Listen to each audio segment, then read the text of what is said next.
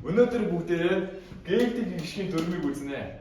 За тэгэхээр эхнийх нь гүйвлэгчээр төгссөн үгийн араас урт гişгээр хэлсэн залхуу залгахад гүйвлэгчийн өмнөх балархай гişгийг гэнэ. Жишээ. Эцэг үгийн язгуур үг нь байна.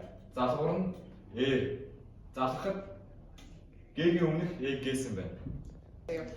За 2-4-өөс хараад ийгээс бусад богино гişгээр төгссөн үг нь урт гişгээр эхэлсэн залгуур залгахдаа төсөлийн балархай гişгээр гэнэ.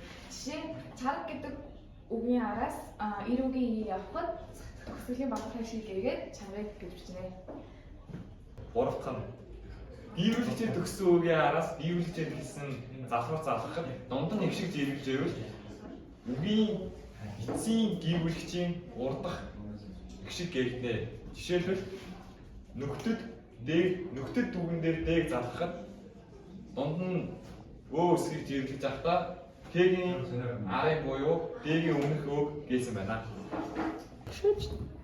За нийгэм сануулгад оноос нэрний төсөвлийн гүйвлэгчийн өмнөх балархай гişиг гээхгүй зарим үгийн балархай гişиг гээхэд үгийн үндэс ихээхэн өөрчлөгддөг болохоор балархай гişиг гээхгүй уламжлалт зарчим бичлэгтэй үгний ийг гээхгүй.